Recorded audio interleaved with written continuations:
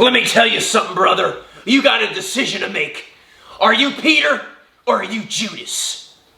Let's reflect.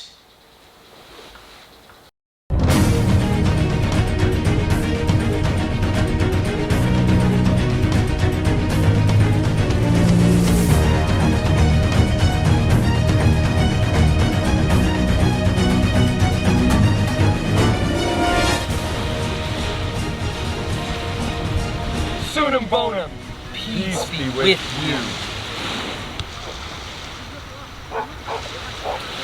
Go ahead, Tom. Start us off. All right, so today in this episode, we're going to talk about Peter and Judas specifically, right?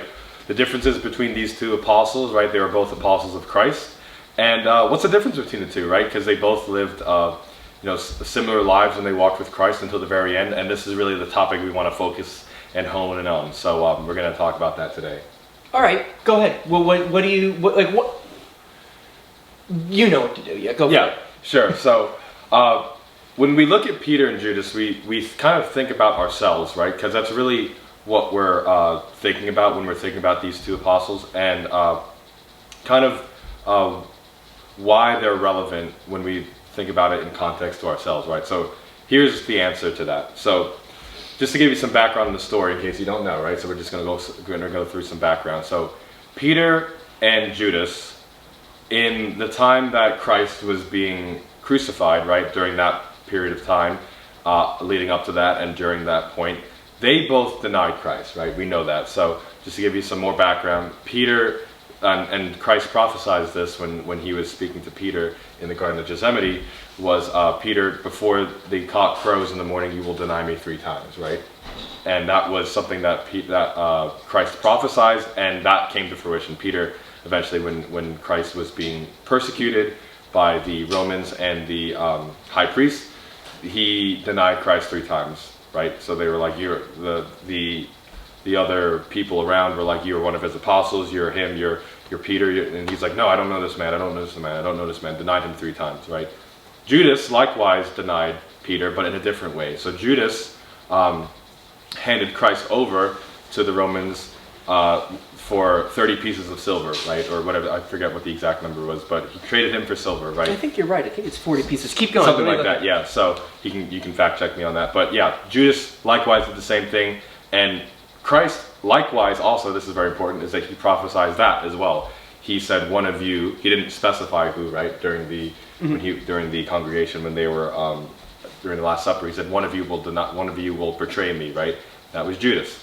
So at this point, right now in the narrative, Peter and Judas are in the same place. They have both denied Christ Christ, wrong, yeah. denied him wrong. Yeah, they denied him. They've done him wrong, right? They've gone against him fully, both of them, as far as we're concerned, right? So what's the difference in the narrative now in the story? 30 pieces of silver. 30 pieces of silver, right? So what's the difference now, right? So now we fast forward to the end, or kind of the beginning, right? Or sort of the middle. Before the resurrection. Before the resurrection, we fast forward, and Judas is in despair. He as soon as that happened and he handed over Christ and he got the silver, he's like, what did I do? Like, he is in regret, he is in despair, he's in anguish, and he's like, oh my gosh, I denied Christ, and there's no saving me. That's kind of the story he told himself, was that's it, like, I'm done. And he was tormented, and even in the movie, in the Passion of the Christ, it kind of visualizes and manifests his torment with demons and demon children kind of tormenting him, and we don't know exactly what he was going through, but he was tormented there, right? And he ended up, right, the end conclusion with him, the end of Judas' story, is that he hung himself from a tree. So he committed suicide, hung himself from a tree. That's the end of the story for Judas. Now for Peter, he kind of stuck it through until Christ resurrected. But he denied Christ. But he denied Christ again, so remember. 3 times. 3 times. Then, after Jesus was killed, Mary Magdalene, if I'm correct, sees him resurrect. Mm-hmm. But the rest of them, Peter, goes back to fishing business. Yeah. He goes back fishing. So he's just like he's like, all right, well, I guess it didn't work. Even though he heard he resurrected, he's just like, after dying. Yep. And then he sees Jesus when he's fishing on the beach. He sees him in the flesh again as a resurrected Christ. And what does Peter do? He goes to Christ and he asks for redemption and he asks for forgiveness. Now that's the key right there, is Peter goes to Christ and he asks for forgiveness. Right? After all that, like he denied him 3 times, he was in the same exact spot as Judas as far as we're concerned. And he goes to Christ and he begs and asks for forgiveness. And Christ, without hesitation, without skipping a beat, forgives him, right?